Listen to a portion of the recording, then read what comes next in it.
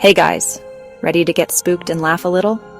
Today, we're diving into the top 10 tales of undead encounters from the USA and Japan. Buckle up, it's going to be a wild ride. We're talking full-on spectral showdowns, from American farmhouses with sassy spirits to Japanese legends that will make you want to sleep with all the lights on. So, for your viewing pleasure, I've scoured the interwebs to bring you a curated list of spooks. We're going to explore some classic American haunts and then jet over to Japan for some truly unique and terrifying folklore. It's a cultural exchange program, but for ghosts, who will win the award for most likely to make Lucas pee his pants? We'll find out. Prepare for disembodied voices, vengeful spirits, things with really long necks, Japan, you're wild, and maybe even a ghost who solves her own murder. I'm hoping we can all learn something, mostly about what to do if you encounter an angry spirit. Anyway, grab your emotional support water bottle, maybe a snack, and let's get this spooky party started. It's gonna be an experience? Probably. Alright, kicking things off in the good old US of A, we have the Bell Witch of Tennessee. This whole saga started back in the early 1800s. The Bell family moved to Adams, Tennessee, thinking it was going to be great. Spoiler alert, it was not. It was a full-blown, multi-year haunting that basically ruined their lives. It began with subtle things, weird animal sightings, faint knocking sounds on the doors and walls. But then it escalated to full-on physical assaults, people getting slapped by invisible hands, bedsheets ripped off them in the middle of the night, and hair pulling. The entity eventually started talking, identifying itself as Kate Batts, a former neighbor of John Bell, who she claimed had cheated her in a land deal. Kate had a super distinct, often metallic-sounding voice, and she was not shy about using it. She'd curse, mock, sing, and sometimes hold surprisingly normal conversations before going back to being a total spectral menace. Kate really had it out for John Bell Sr. and his daughter Betsy. Betsy got the brunt of the physical abuse, but John Bell Sr. was tormented relentlessly with her voice and physical ailments. The story culminates with John Bell's death in 1820, with Kate allegedly proclaiming she had poisoned him. Next up, we're heading to Missouri, to the Lemp Mansion. The Lemp family were big-shot beer barons in St. Louis back in the late 1800s and early 1900s. They had this massive brewery, tons of money, a giant mansion. Basically living the dream, right? Wrong. This family's story is less American Dream and more American Horror Story Brewery edition. The Lemp Brewery was super successful, making them one of the wealthiest families in St. Louis. But then, things started to go downhill, catastrophically. Frederick Lemp, William Sr.'s favorite son, died under mysterious circumstances in 1901. William Sr. himself died by suicide in the mansion in 1904. His son, William Billy Lemp Jr., took over the brewery, but Prohibition hit in 1919, forcing the brewery to close. Billy Lemp Jr. never recovered and died by suicide in the same mansion in 1922. Charles Lemp, another son, also died by suicide in the house in 1949. Naturally, with a history like that, the Lemp Mansion is now considered one of the most haunted places in America. Okay, let's shift gears to a different kind of American undead, the Phantom Hitchhiker. And the queen of Phantom Hitchhikers, at least in the Chicago area, is Resurrection Mary. This story has been around since the 1930s. The legend usually goes something like this. A motorist is driving along Archer Avenue near Resurrection Cemetery in Justice, Illinois. They see a young woman, described as beautiful, with blonde hair and blue eyes, wearing a white party dress. She looks like she's in need of a ride. The motorist pulls over and offers her a lift. She's often quiet, maybe a little sad. As they drive past Resurrection Cemetery, she just disappears, vanishes into thin air. Some versions say she asks to be let out at the cemetery gates and then walks through them. There are tons of variations to the story, but the core elements remain. Beautiful ghostly girl, white dress, Archer Avenue, Resurrection Cemetery, and a sudden inexplicable disappearance. So who was Resurrection Mary in life? Well, that's part of the mystery. Chapter 4.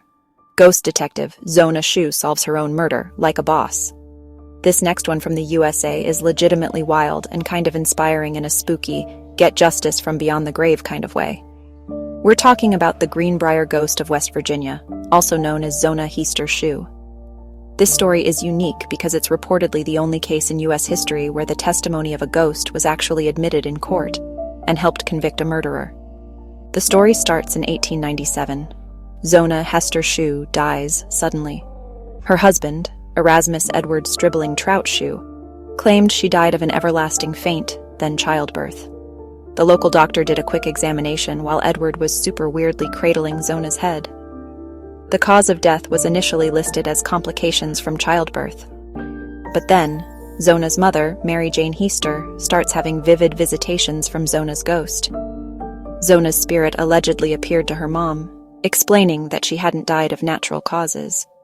She claimed that her husband, Edward, had murdered her in a fit of rage. Thanks to Mama Hester's persistence and the ghostly intel, Zona's body was exhumed, revealing that her neck had indeed been broken. Chapter 5. Japan's Queen of Revenge. Don't even think about messing with Oiwa. Let's hop across the Pacific to Japan, where ghost stories get seriously intense and often involve major revenge. First up from Japan is Oiwa, from the famous kabuki play Yotsuya Kaidan. This story dates back to the Edo period, around 1825, and Oiwa is basically the poster child for hell hath no fury like a woman scorned. Oiwa was married to a ronin named Tamiya Yemen. Yemen is a total scumbag who plots to get rid of Oiwa to marry into a wealthier family. He decides to poison her. The poison disfigures her, and she eventually dies, cursing him with her last breath. Oiwa returns as an Onryo, a vengeful spirit. She actively torments Yemen, appearing to him everywhere and driving him insane. The story of Oiwa is so potent and considered so genuinely cursed that even today, actors performing Yotsuya Kaidan visit Oiwa's grave to pay their respects. Oiwa is not just a character. She's a force of vengeful nature. Chapter 6. Long Neck Don't Care. The Rokurakubi's freaky nighttime hobby. Sticking with Japan, we're moving on to a type of creature that's part ghost, part yokai, and all kinds of creepy, the Rokurakubi. By day, a Rokurakubi appears to be a completely normal human woman. But then, when night falls, her neck begins to stretch. Her head can then wander around freely, peering into windows, spying on people, or doing more mischievous or even malevolent things. Sometimes they're just curious, using their extended reach to peek into places they shouldn't. Other times, they might lick the oil from paper lanterns, whisper terrifying things to sleeping victims, or generally just freak people out. Some stories depict them as more sinister, actively trying to harm or even kill humans. The Rokurakubi legend is a fascinating blend. Sometimes the woman isn't even aware of her nighttime activities. Her neck just does its thing while she's dreaming. In other tales, she's fully conscious and in control, using her ability deliberately. It's a great example of the hidden other in folklore. Our next Japanese tale takes us to Himeji Castle, home to a very sad and very repetitive ghost, Okiku. Her story is one of Japan's most famous ghost stories, known as Bancho Sarayashiki. Okiku was a servant girl in charge of a set of 10 valuable porcelain plates. One day, one of the plates goes missing. Okiku gets blamed and is tortured and killed, her body thrown down a well.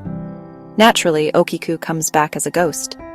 Every night, her sorrowful spirit rises from the well and counts the plates, from 1 to 9. When she reaches 9, realizing the 10th is still missing, she lets out a horrifying shriek and descends back into the well. This image of a ghostly woman endlessly counting and then screaming in despair is super iconic in Japan. The well at Himeji Castle, known as Okiku's Well, is still a tourist attraction. Her story highlights themes of injustice, abuse of power, and unending sorrow. Poor Okiku. Alright, if you thought the other Japanese ghosts were creepy, buckle up, because we're about to meet the Kuchisake Ona, the slit-mouthed woman. This is a more modern urban legend, really taking off in the 1970s, and she is pure nightmare fuel. The story usually starts with someone, often a child, walking home alone at dusk, encountering a woman wearing a surgical mask. The woman will approach the person and ask, "Am I pretty?" If you say no, she'll kill you. If you say yes, she'll pull down her mask to reveal her mouth slit from ear to ear and ask, "How about now?" If you scream or say no, she'll cut you in half or give you a similar mouth slit. If you say yes again, she might follow you home and kill you there. There are supposedly ways to escape her, like answering "you're average" or throwing hard candy at her. The origins of the Kuchisake Ona are debated, but she tapped into deep-seated fears and became a full-blown urban panic in 1979. She's a truly unsettling figure, a boogeyman for the modern age. Her question is probably the scariest pickup line ever. So next time you see someone in a surgical mask, maybe just keep walking. So we've had vengeful individuals, but Japan also has a category of spirits called Goryo, which are the vengeful ghosts of powerful nobles or aristocrats who died unjustly. These spirits are believed to be so powerful they can cause widespread disasters and even influence political events. One of the most famous Goryo is Sugawara no Michizan. He was a super smart scholar and politician back in the Heian period. He was framed for treason and exiled, where he died in sorrow and anger. Shortly after his death, a series of disasters struck the capital, Kyoto. The court got so freaked out that they posthumously pardoned him, restored his titles, and even promoted him in rank. They built shrines dedicated to him, deifying him as Tenjin, the god of scholarship and protection against false accusations.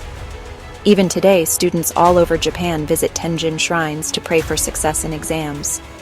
The concept of Goryo shows the belief that the dead, especially the powerful and wronged dead, can have a very real impact on the world of the living. It wasn't just about personal hauntings. It was about cosmic balance and the need to ritually appease these potent spirits.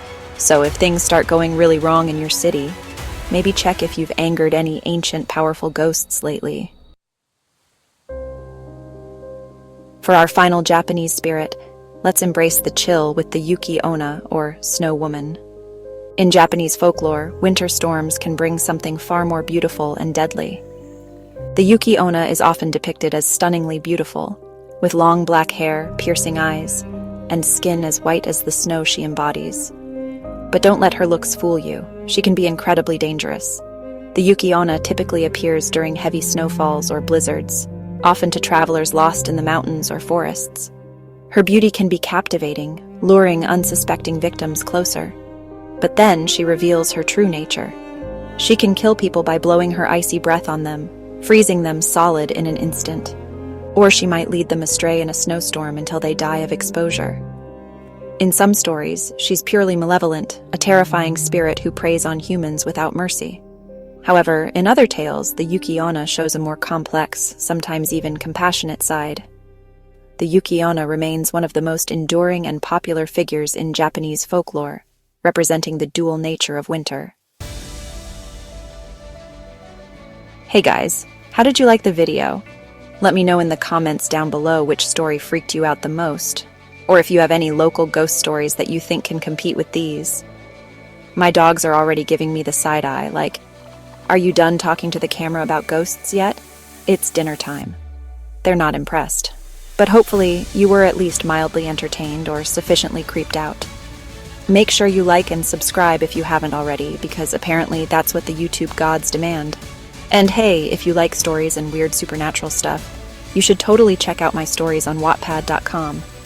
I'm actually writing a Monster High and Ghost Rider crossover story, which is, like, the most chaotic good idea I've ever had. The main character is named Lucas Morningstar, and he's the Ghost Rider, dealing with ghouls and high school drama. It's a vibe. The link to Wattpad.com is on my channel page, so go check it out if you dare. Anyway, that's all the spooky tales I have for you today. Thanks for hanging out and getting weird with me. Catch you on the flip side, stay safe out there, and don't pick up any hitchhikers near cemeteries unless you're prepared for an adventure. Peace out, bye-bye.